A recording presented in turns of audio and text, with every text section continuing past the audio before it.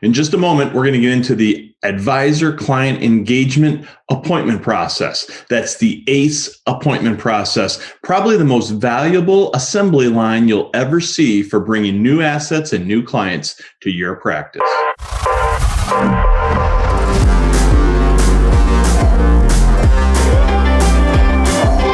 Welcome again to the Rare Advisor. My name is Mike Walters with USA Financial, and today in our discussion of the Rare Advisor, which is a business model supercharged by recurring and repeatable events, I've asked that Matt Eilers, also of USA Financial, he heads up our business development team and has done a ton of pioneering work for us in the appointment process. Every advisor needs an appointment process. It's your assembly line to bringing new clients into the firm. If you don't have systems and processes built around that experience, it will cost you a tremendous amount of money. And those who are most successful in this industry have very stringent appointment processes that they keep to. We refer to ours as the A.C.E appointment process, the advisor client engagement appointment process. That's what that stands for, A.C.E, if you will. And given Matt's thorough experience in helping us develop this over the years, I'd like to start off, Matt, by having you maybe just give us a bit of an overview in terms of the appointment process in general, and then specifically what A.C.E represents, and then we'll start diving really deep from there. Sure. Yeah. Thanks, Mike. Thanks for having me. I think what's really important to remember as we're talking about all of this is the one word that jumps out at me, and that's the word process.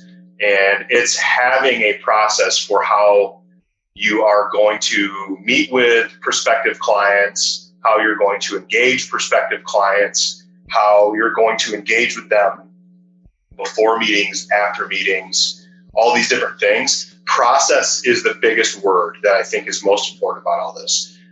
We've got a process that's really mapped out. Does that have to be 100% what every practice looks like? No.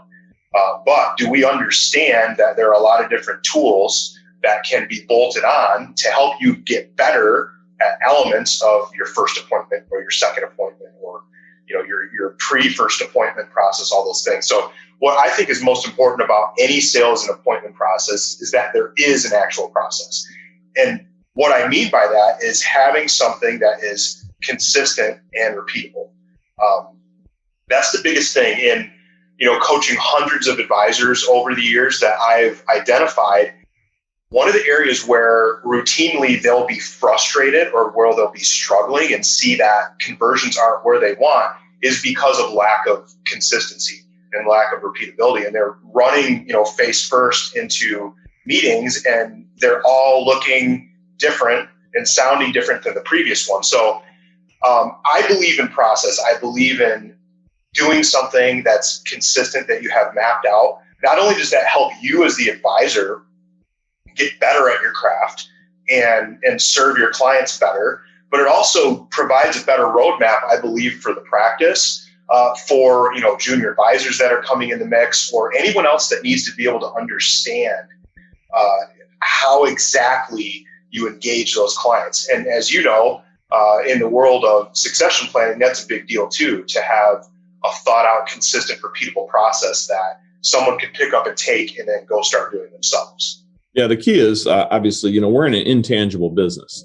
And because we're in an intangible business, sometimes, the lesser advisor tends to just kind of wing it. And when you do that, it loses professionalism for one thing, but secondarily to your discussion about processes and systems, if you don't have it mapped out, whether it's working correctly or it's working incorrectly, now you don't know why. So when you do have success, you're not quite sure why that success occurred. And when something goes awry, now you don't know what to try to go in and fix. So I always talk about the assembly line of bringing on a client, because really, if we're thinking in the more tangible world of a business with assets, our assets are our clients. That is where the revenue gets thrown off of. And so we have to treat those assets with care. And if we were developing a new product line, if we were buying a new piece of equipment to create a new revenue stream for the firm, we would create an assembly line process around that piece of equipment. This is really no different. You just have to apply it and infuse it into this intangible environment. And so in doing so, not only is it important to have it all mapped out, but then when you do trip up, when you don't get a client, you want to go back and figure out where did that come from. And so you can never get better if you don't have the system or process in place, because then it's going to be slowly tweaking it. And you don't want to, anytime there's something wrong, you can't change it all at once. You try to zero in on the spot that was maybe not working quite the way you wanted it to, and then making those adjustments. And what's different in this world, as opposed to, again, the more tangible businesses that exist out there, is that for us as financial advisors, we're bringing that process, that assembly line concept, but at the same time, we're bringing in the experience, right? It's the experience that we want the consumer to be surrounded in, that is so valuable to them, for them to really realize why they want to work with you, the advisor. Right. It's funny you talk about the assembly line analogy. It's very true, because if your sales and appointment process was as consistent as an assembly line, when something does fall off the line in stage 3, you can easily point to and identify. And I've seen that so many times over the years where maybe I'll talk to an advisor who's struggling with something, and I'll say, all right, well, tell me about your process in that second meeting for how you're positioning the fee that you're looking to charge. And they say, well, I don't really have a process. I just kind of do this. I'm just like, well, that's always very eye-opening, because they start to understand that they can't pinpoint exactly what they're doing right or what they're doing wrong.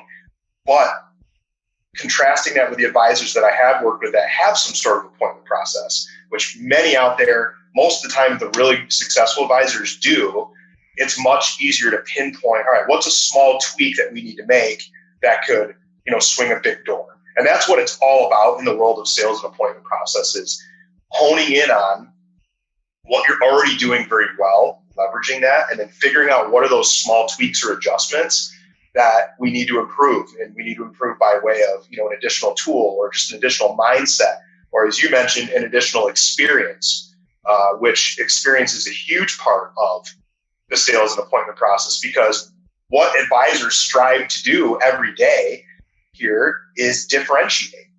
And the sales and the appointment process is probably one of the biggest opportunities they have to differentiate themselves from anybody else that client has met with in the past. Yeah, and I think one of the, goes hand in glove with what you're talking about. One of the things that advisors tend to do wrong, if they're doing the appointment process incorrectly, normally what it boils down to is they're trying to do too much too fast. Yeah. So they're trying to, instead of, we're calling this an appointment process because there are literally a series of appointments that we would recommend to you.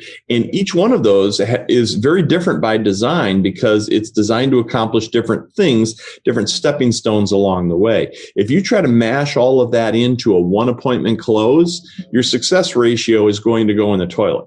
And it's just too much, too fast. It doesn't feel right. It's not comfortable for the consumer. They're not having the right time to digest all of this. There's a whole host of different reasons that is a bad approach. But it's also important to understand the flip side of that. Well, how many appointments do I in fact need? Because if I first met this individual through, let's say, a public event, I was running seminars. Well, a lot of what you might think of as first appointment type protocol, that was probably handled from the stage, from the podium at the seminar. So when they get to your office, it might be a little more akin to what you might think of as appointment number 2 if you weren't doing public events, or if you weren't doing virtual Zoom calls introducing topics to a large group of prospects all in one period of time.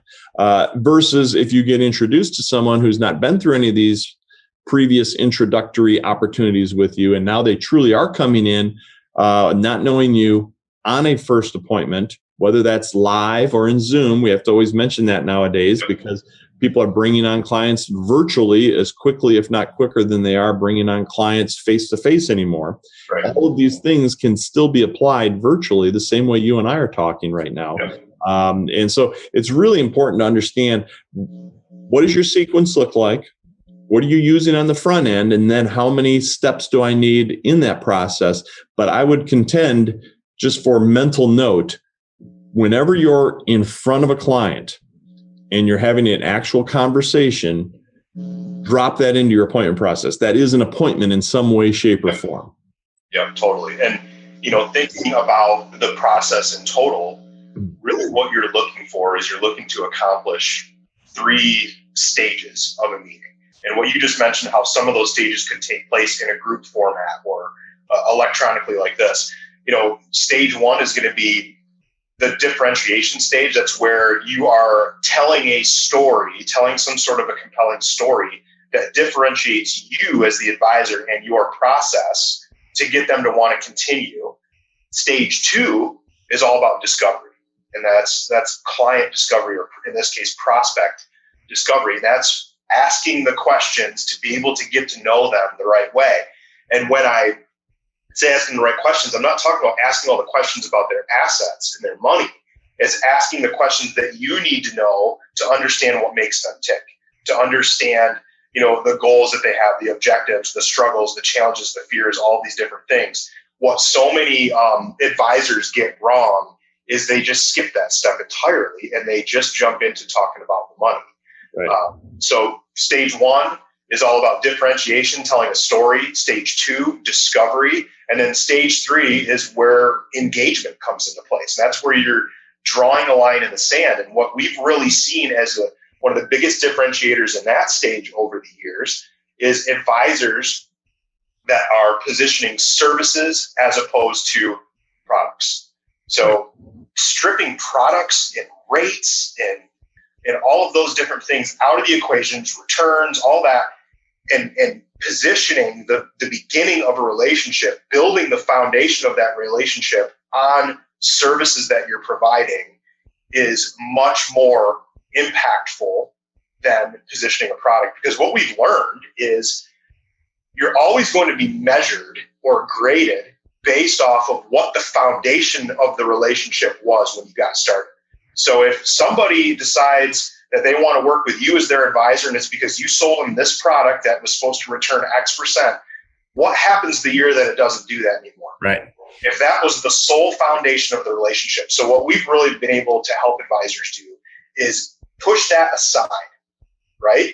Make the foundation of the relationship based off of services that are provided. So really, in essence, it's those 3 stages that we need to find differentiation in all 3 of them, and we need to have some sort of a process to be able to do that consistently. Yeah, because what's always for sale is you, right? Correct. You don't want what to be for sale being a particular product. What you want is what's for sale is you, your expertise, your ability to put together a plan for them. That plan is going to change over time. It's going to require different investments, different products, different tools along the way. And the other thing I should point out real quickly, don't confuse what Matt was just saying about stages as being the appointments. Those are 2 different things.